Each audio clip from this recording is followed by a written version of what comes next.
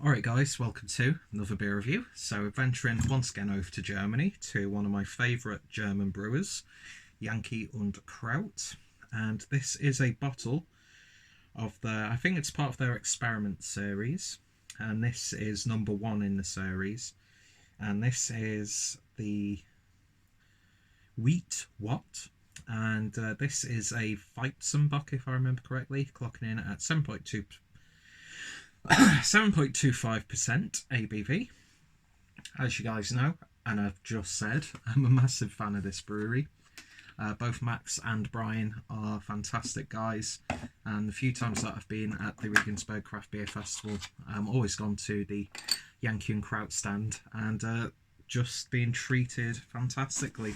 Plus, you know, they sent me a little bit of a care package a couple of years ago, which was greatly appreciated. So I need to get some like UK hype sent out to those guys. But yeah, I picked this up from the late Beretta bottle shop in Regensburg, which is now closed, but I think they're still operating by providing like restaurants with beers. So yeah, I think they've become a little bit of like a distribution network, which I'm really glad, because whoops, a little bit active, because the everyone involved in the shop are fantastic people. And yeah, a glass full of foam right there. I'm going to get a new glass. So yeah, I think the clue is in the name because it says experiment. So let's see what we'll use for the remainder. Could have just paused the video, but I'm not going to do that because I'm a bit of an arsehole.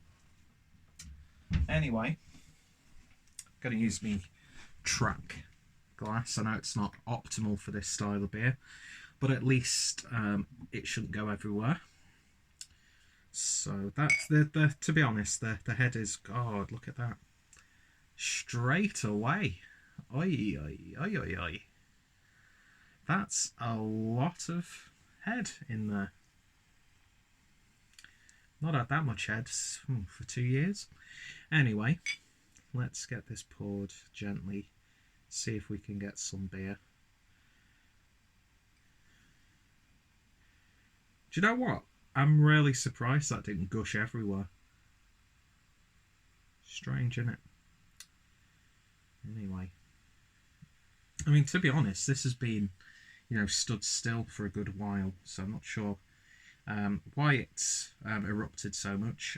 Best before is 31st of December 2019, so I'm not sure when this was actually brewed, but yeah, just listen to that carbonation. Don't know where the speaker is, but I'm sure you can hear that. So while the head is subsiding in the cloud water glass, I'll just pour the rest in. And yeah,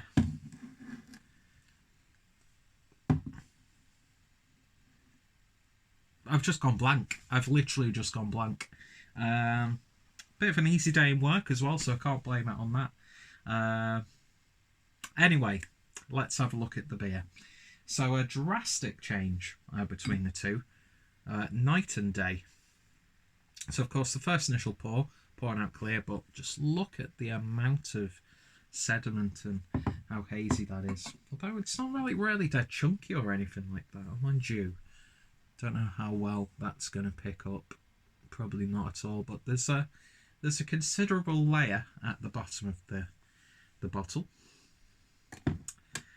So, do I waste another glass? No, I won't. What I'll do is I'll just add the rest of the beer into this. But yeah, interesting start to the review. Not had a gusher like that for a while. Although it wasn't really a gusher, it was just really active in the bottle, it would seem.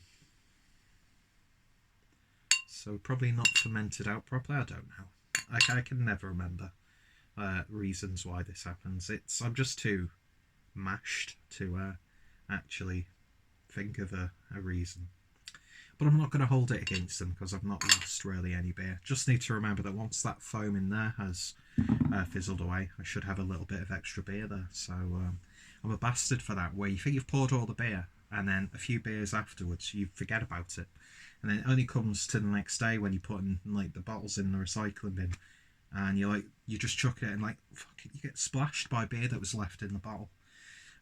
Probably I'm the only person who does that, but oh well. So yeah, as you can see now, it's all in there, drastically changed. Yeah, that is almost like a really turbid New England IPA. So the Weizenbock, it's not my favourite of the Bock family, but it's one of the ways that I'll drink a wheat beer, essentially. So, I think we've got enough there. Let's give it a sniff. Oof, very bready, yeasty. It's got that sort of like, you know when you're making a sourdough and you've got the starter and it's been feeding for a few days. That's what it's reminding me of. It's got like a musky, sickly sweetness to it, but not too much. Almost has like some sort of fruit, but I can't think of what it is. There's that like classic sort of like banana bubblegum character. Yeah, it's interesting. Don't know why, it's reminding me of Christmas for some reason. Anyway, interesting stuff. So let's see what it tastes like. Prost.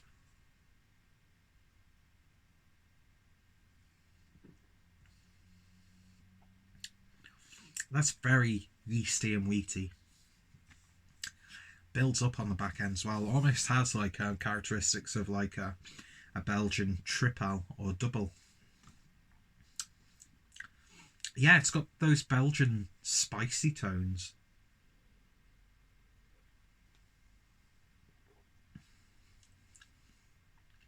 Although it doesn't look it, body is a little bit thin. The aftertaste I'm not a fan of. I'm just going to put it out there. I mean, is it an offensive beer? No. It's just the flavour profile is one that I'm not a fan of. And I kind of knew that going into it, but I thought, it's interesting. I'll give it a try. Because, you know, even if you don't like a style, I think you should not persistently try it. But just keep going back to that style with fresh eyes. Maybe try some styles very similar. Just build up that sort of that knowledge base, if you will. And then, you know, because I've had some styles where I'm like, I hate this style of beer. Ooh, it's awful. And then, like, a year or so later, tried some. I mean, it's like the Hefeweizens. Still not a big fan of them, but, you know, when you're having, you know, the Weihenstephaner Hefeweizen or the Paulaner Hefeweizen, they're still beautifully high quality beers. It's just flavours that I'm not a fan of. And this has that character, but obviously with it being, whoa, lighting went weird then. But with it being like Bock, I'd imagine it's just because it's got a little bit more strength. And you get that. You really do. It's like, it's a wheat beer with a little bit of oomph to it.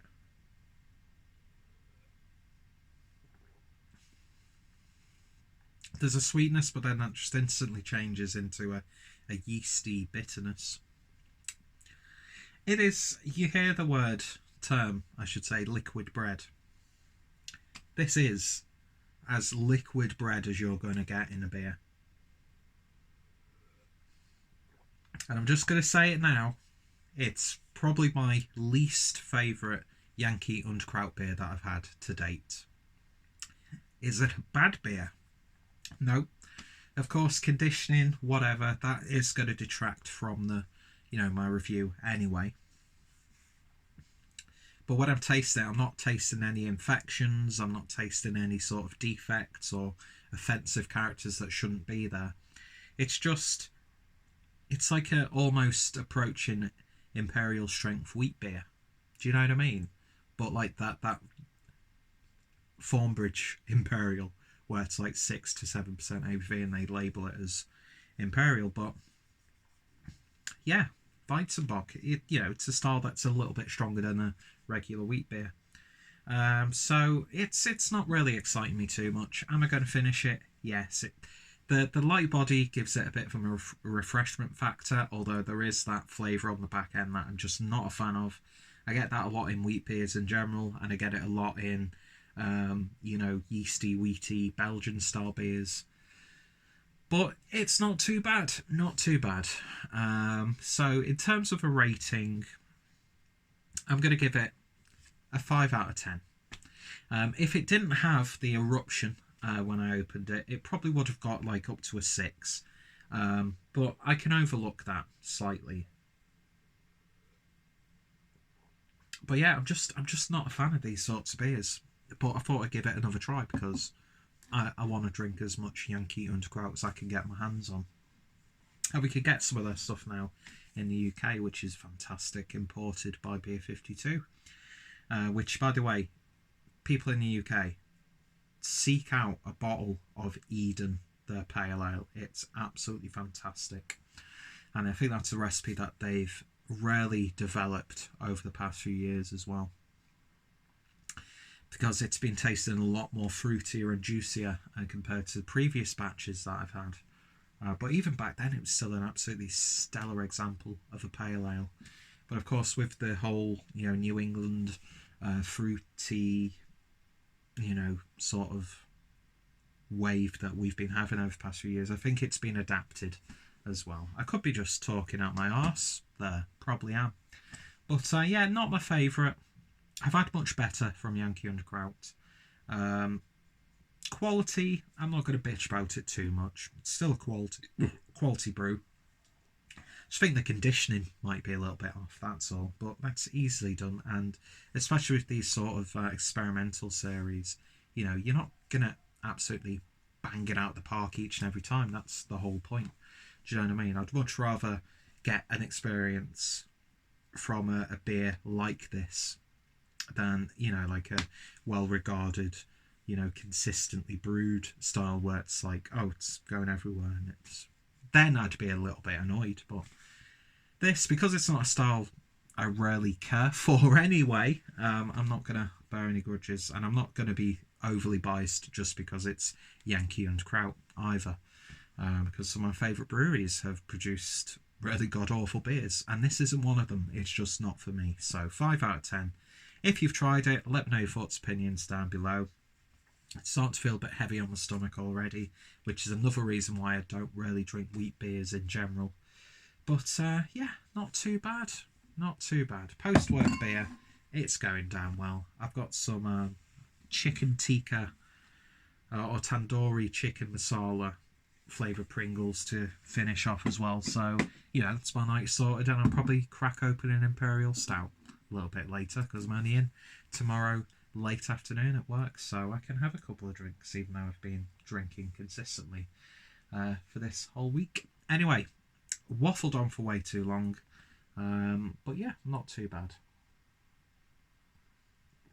Check out Yankee Kraut.